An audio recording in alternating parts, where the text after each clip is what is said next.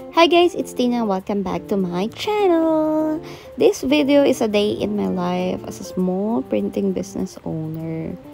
So, here's another update then also. Ayan. So, dito gumagawa ako ng order from my Shopee store. So, ito yung kanyang order. Thank you tags at saka itong printed layout para sa floating frames.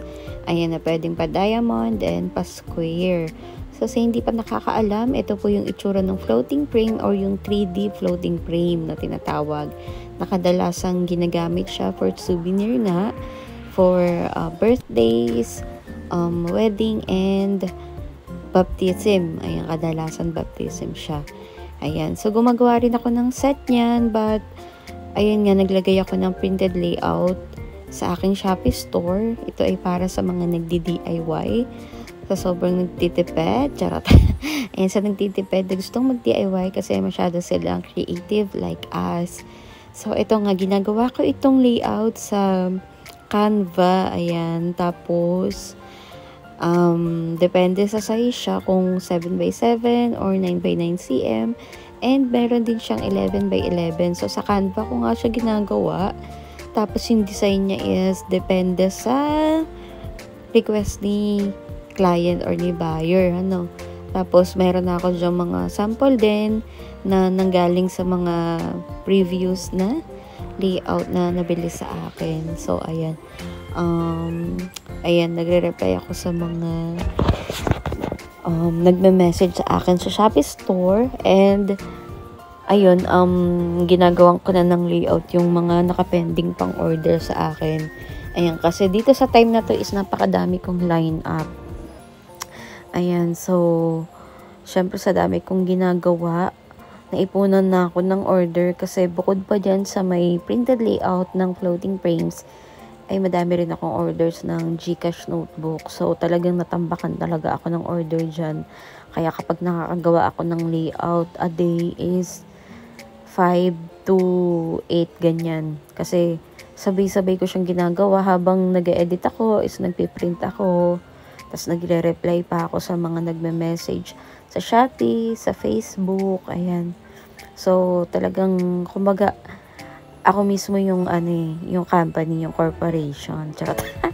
Ako yung editor, ako yung owner, ako yung nagpapack ng mga order, ako yung taga-reply, kumbaga, social manager, ayun, media manager, ayan. Tapos, ayan yung mga design ko din. Syempre, yung mga design na ipon na lang talaga yan sa mga previous orders. Ayan. Tapos, karaniwan naman kasi is pare-pareho lang yung design na nire-request. Na boho rainbow, boho bear, light blue, light pink, purple. Ayan. Depende talaga sa occasion and gender ng celebrant. Ayan po. So, ayan. Ginagawa ko siya dito sa may Canva. And then, nilalatag ko siya sa my publisher. Tsaka ako siya ipiprint. So, itong 7x7 cm na size, ang pinaka-actual size po ng kanyang layout. Ayan, ang pinaka-card niya is 2.27 inches by 2.27 inches. And para sa 9x9 cm naman is 3x3 inches po siya. Tapos, yung sa may 11x11, parang 3.7 by 3.7 yata. Nakalimutan ko na kasi bihira siyang may order sa akin yung 11 by 11. Kadalasan is itong 7 by 7 at saka 9 by 9. So, ayan, naipon na yung aking design sa aking Canva account. Ayan, kaya kapag may nagbe-message sa akin na pwede pong makita yung design ninyo. So, yung mga previous design ko, yun yung sinesend ko sa kanila, and then doon na lang sila namimili. Kaya, madalas is may mga nauulit akong design, and then i-edit na lang yung kanilang photo na ilalagay, yung names, ayun, yung mga details, tapos yung mga Bible verses, tsaka yung message, kung ano man yung gusto nilang ipalagay.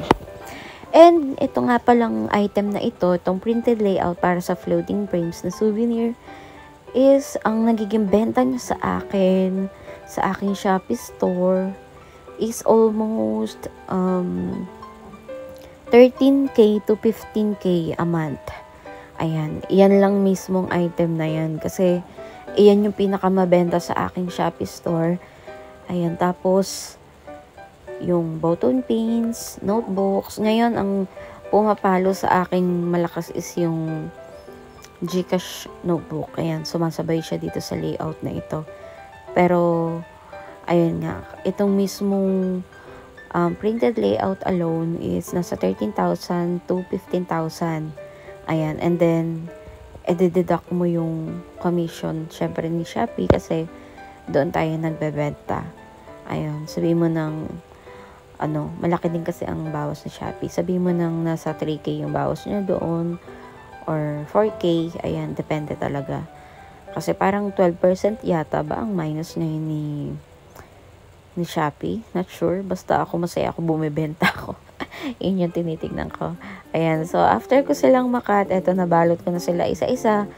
Kasi, ayan, kapag once nag-cut na ako, ibig sabihin is, na siya, ipipick up na siya, no? Pick up rider. Ngayong araw na yun. Ayan, so, printing pa rin, tuloy-tuloy. Ayan, so, ganyan yung ginagawa ko almost every day. Pagkagising ko, ayan, hindi naman agad ako sumasabak, depende.